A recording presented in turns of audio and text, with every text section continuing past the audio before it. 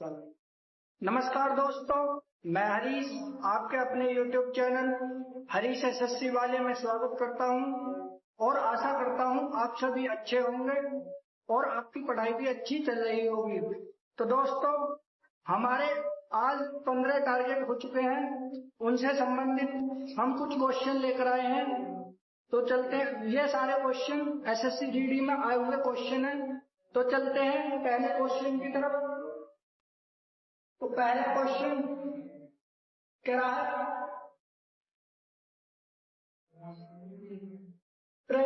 प्राचीन भारतीय इतिहास के किस काल में मिट्टी के बर्तनों का पता चलता है? तो कौन से काल में पता चलता है? पुरापाषाण काल में, मध्य पाषाण काल में, नव पाषाण काल में या ताम्रपाषाण काल में? तो देखो, बात करते हैं पुरापाषाण काल में। पुरापाषाण काल में आग और हेमोसेपियन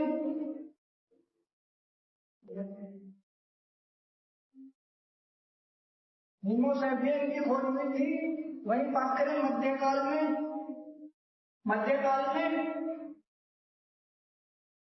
हड्डियों एवं सींगों से छोटे छोटे औजारों की खोज हुई थी। वहीं बात करें नवपाषाण काल में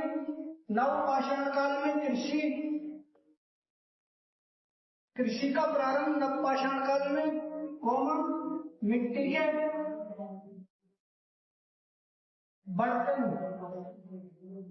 मिट्टी के बर्तनों की खोज भी कौन से काल में हुई थी? नवपाषाण काल में। वहीं बात करें ताम्रपाषाणिक काल में तांबे की खोज हुई थी।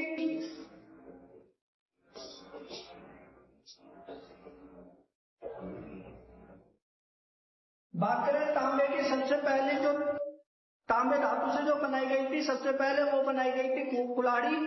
वहीं अगले क्वेश्चन की ओर चलते हैं। अगला क्वेश्चन कह रहा है, निम्न में से कौन सा शहर हड़प्पा सभ्यता से संबंधित है?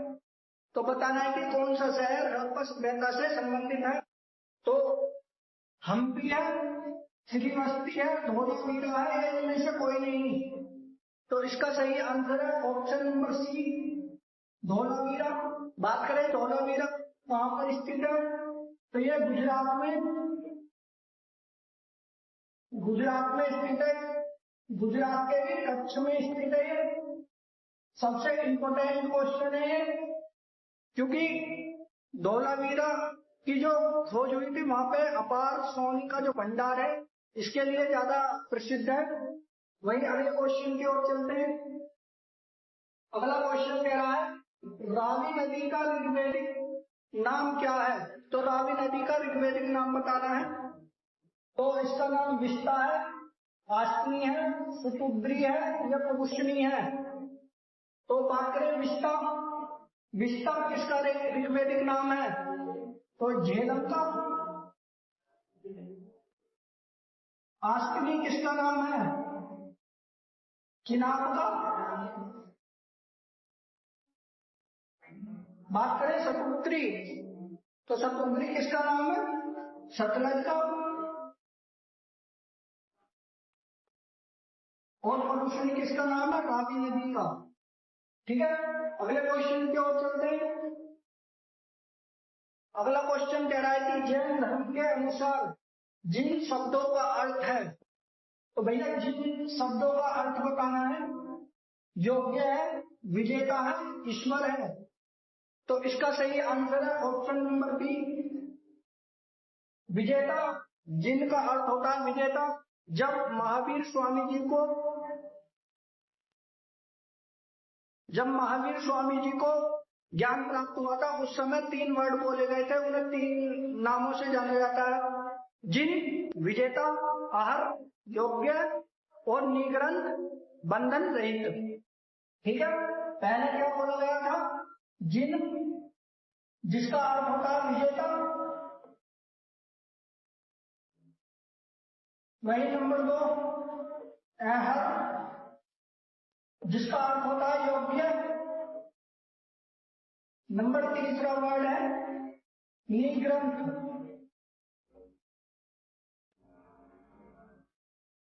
जिसका अर्थ होता है बंधन रहित।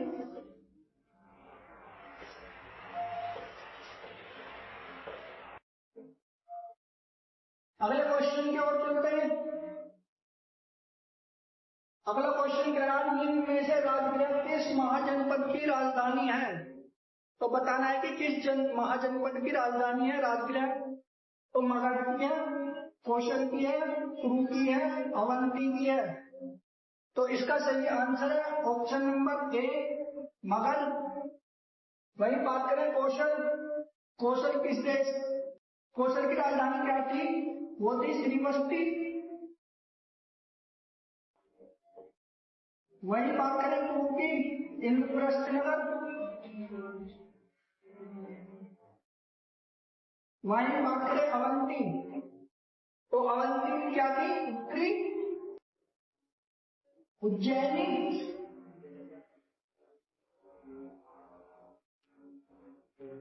अगले क्वेश्चन की ओर चलते हैं। सम्राट अशोक ने अपने राज्य अभिषेक के इतने वर्ष बाद कलिंग पर विजय प्राप्त की? सबसे इंपॉर्टेंट एसएससी का ये क्वेश्चन है, जीडी में ये क्वेश्चन आया हुआ है, सीएचएसएल में ये क्वेश्चन आया हुआ है, सीजीएल में ये क्वेश्चन आया हुआ है, वहीं एमटीएस में भी ये क्वेश्चन आया हुआ है। तो इसका सही आंसर क्या है? ऑप्शन नंबर ए 9 वर्ष, 10 वर्ष या 11 वर्ष। तो इसका सही आंसर है ऑप्शन नंबर ए 8 वर्ष। बात करें इनका राज्याभिषेक कब हुआ था? तो अशोक का जो राज्याभिषेक हुआ था 269 ईसा पूर्व में। इनका क्या हुआ था? राज्याभिषेक हुआ था।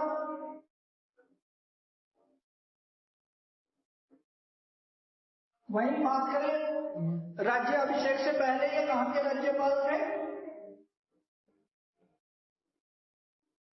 तो ये उज्जैन के राज्यपाल थे।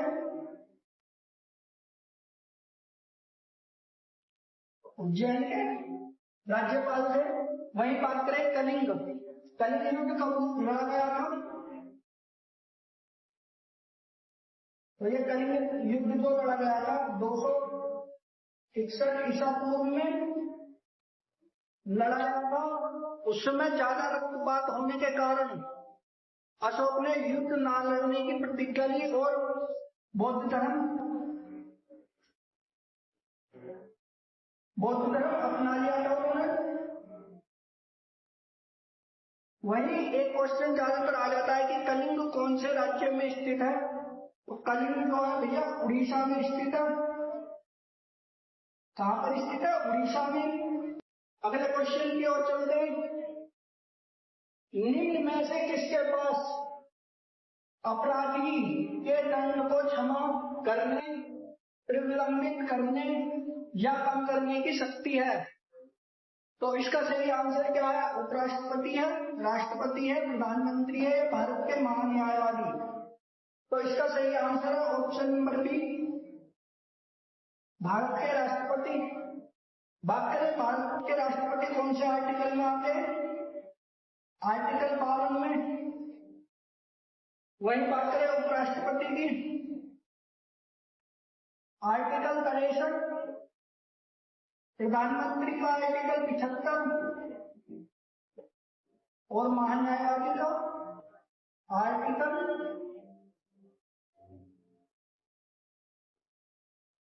76 से संबंधित है। वहीं अगले क्वेश्चन की ओर चलते हैं।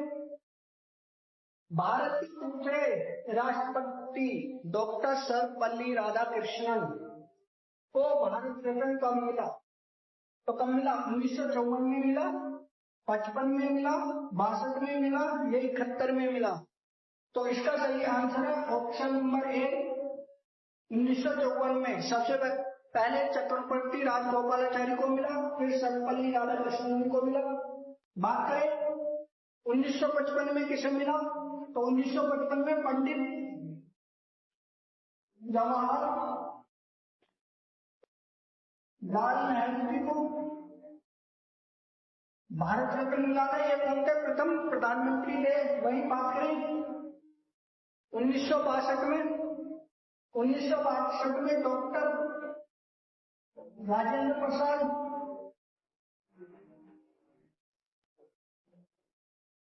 को मिला, ये कौन थे? प्रथम राष्ट्रपति थे। वहीं 78 में इंदिरा गांधी को मिला, ये कौन थी? ये प्रथम प्रधानमंत्री थी जिन्हें भारत रत्न मिला। दूसरी चीज महिला थी। अगले क्वेश्चन की ओर चलते हैं। निम्न में से कौन से अनुच्छेद में समान नागरिक संहिता की बात कही जाती है? तो कौन से आर्टिकल में कही जाती है? Article 40, article 44, article 14, article 31। तो इसका सही आंसर है ऑप्शन नंबर बी, आर्टिकल 44। बात करें आर्टिकल 40 में क्या है, तो आर्टिकल 40 में ग्राम पंचायत,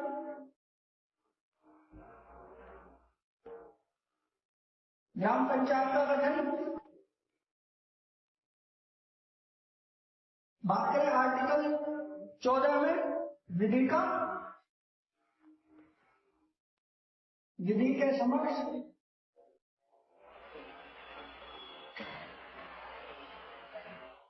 समता या विधि का शासन।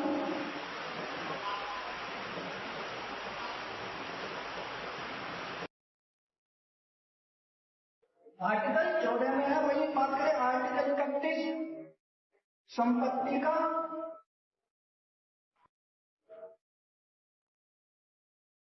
अगले क्वेश्चन की ओर चलते हैं। अगला क्वेश्चन, क्वेश्चन नंबर 10, सूचना का अधिकार अधिनियम कब लागू हुआ? सूचना का अधिकार अधिनियम कब लागू हुआ? 2004 में, 2005 में, 2006 में, या इनमें से कोई नहीं? तो इसका सही आंसर है ऑप्शन नंबर डी, 2005 में। अगले क्वेश्चन की ओर चलते हैं। अगला क्वेश्चन कह रहा है कि उड़ीसा की सबसे बड़ी वाटर बैंक वाटर झील है। तो डल झील है, पुलिकट झील है, चिल्का झील है, या लोकटक झील है? तो बात करें डल झील कहां पर स्थित है? यह श्रीनगर में स्थित है। वही बात करें पुलिकट झील आंध्र प्रदेश में।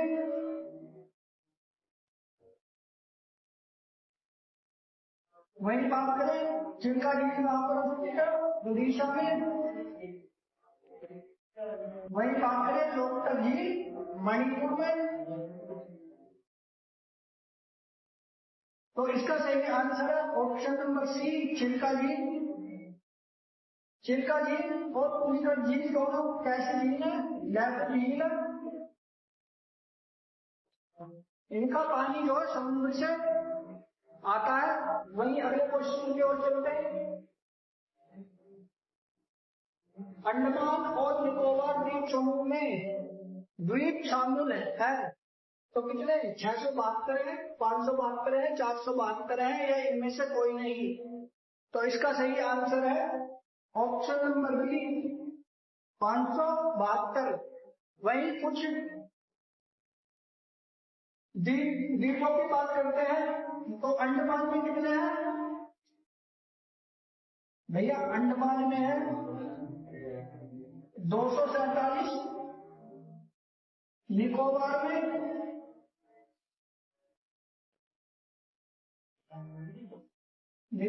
में भैया 22। वहीं बात करें लक्षद्वीप में, तो लक्षद्वीप में है 36। ठीक है। बात करें अंडमान और निकोबार द्वीप समूह की जो कैपिटल है वो क्या है, आपको बताना है। अगले क्वेश्चन की ओर चलते हैं। विश्व का सबसे बड़ा नदीय द्वीप माजुली किस नदी में स्थित है? तो बात करें माजुली द्वीप कहां पर है? असम में है। कौन सी नदी पर है? माही नदी पर है, गंगा नदी पर है, या ब्रह्मपुत्र नदी पर है? तो इसका सही आंसर है ऑप्शन नंबर सी, ब्रह्मपुत्र नदी पर। वहीं बात करें अगले क्वेश्चन की ओर चलते हैं। भारत में मौद्रिक नीति कौन लागू करता है?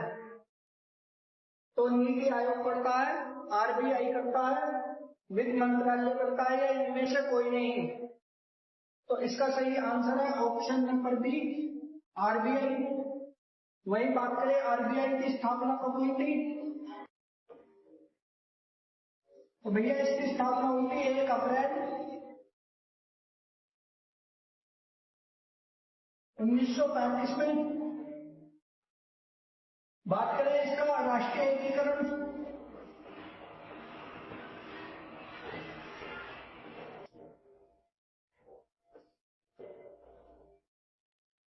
तो इसका राष्ट्रीय एकीकरण हुआ था 1949 में।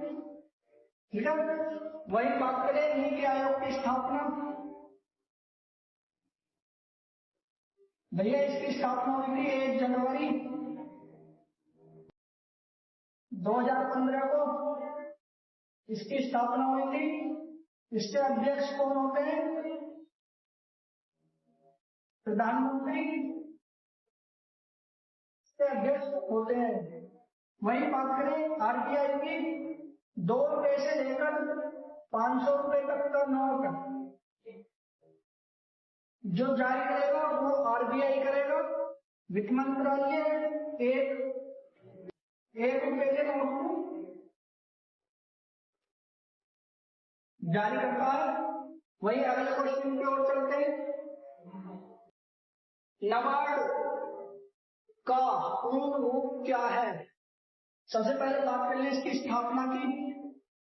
इसकी स्थापना कब हुई थी? 12 जुलाई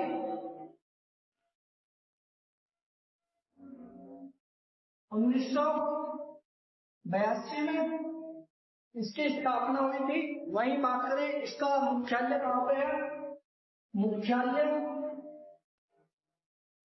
तो भैया इसका मुख्यालय कहां पर है? मुंबई में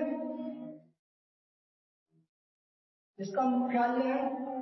अब इसका नाबार्ड की फुल फॉर्म क्या? National bank for agriculture and rural development. इसका सही आंसर।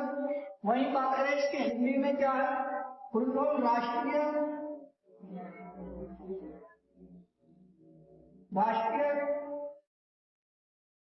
कृषि एवं ग्रामीण विकास बैंक। अगले क्वेश्चन की ओर चलते हैं। डेबिट कार्ड पर कितने अंक होते हैं? तो कितने अंक होते हैं? 15 होते हैं, 16 होते हैं, 17 होते हैं, या इनमें से कोई नहीं?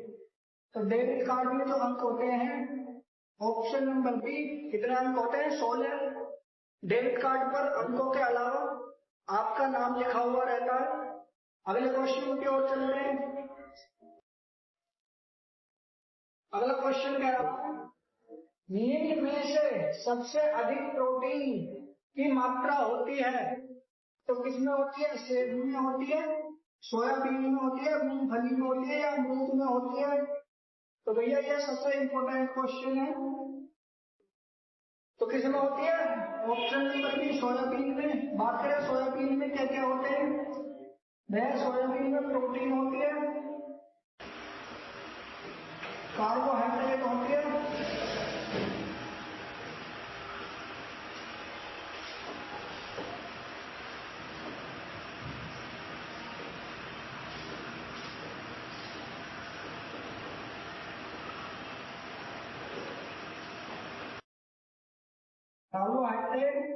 वही वसा। तो सबसे ज्यादा जो मिलती है वो 38% क्या मिलती है? सोयाबीन में प्रोटीन मिलती है। अगले क्वेश्चन की ओर चलते हैं। अगला क्वेश्चन कह रहा है कि रेशम के उत्पादन के लिए रेशम के कीटों के पालन को क्या कहा जाता है? तो क्या कहा जाता है? Floriculture, sericulture, apiculture. तो बात करें फ्लोरिकल्चर किसके लिए है? फूलों के लिए, फूलों की खेती किसमें आती है? हॉर्टिकल्चर में। कहीं बात करें सेरिकल्चर, किसके लिए है? रेशम की खेती के लिए। वहीं बात करें एग्रीकल्चर, एग्रीकल्चर का जो होता है वो मधुमक्खी पालन के लिए होता है।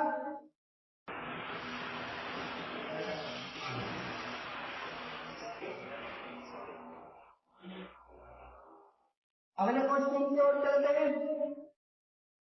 अगला क्वेश्चन कह रहा है निम्न में से इसे भारत रत्न नहीं मिला है? तो इन सभी में से किसे भारत रत्न नहीं मिला है? वीपी सिंह को नहीं मिला है, मदन मोहन मालवीय जी को नहीं मिला है, राजेंद्र प्रसाद को नहीं मिला है, जाकिर हुसैन को नहीं मिला है। ठीक है, तो बात करें इसका सही आंसर है ऑप्शन नंबर है, वीपी सिंह को अभी भारत रत्न नहीं मिला है। वही बात करें मदन मोहन मालवीय जी को कब मिला था? 2015 में। वही बात करें राजेंद्र प्रसाद को कब मिला है भारत रत्न? 1962 में।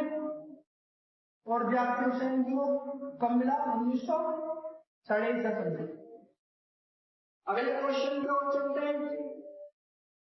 आज का लास्ट क्वेश्चन है निम्न में से 7 सचिवालय का मुख्यालय कहां पर स्थित है? तो अफगानिस्तान में स्थित है, श्रीलंका में स्थित है, बांग्लादेश में स्थित है या नेपाल में स्थित है? तो इसका सही आंसर है ऑप्शन नंबर डी, नेपाल। वही बात करते हैं सार्क, जब सार्क की स्थापना हुई थी उस समय कितने देश थे जो मतलब सार्क के सदस्य थे? तो number 1 Bharat, number 2 Pakistan, number 3 Nepal, number 4 Bhutan, number 5 Maldives,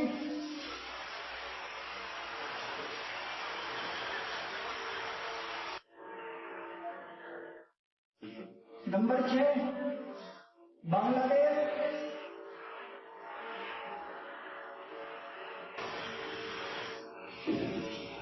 number 7 Sri Lanka.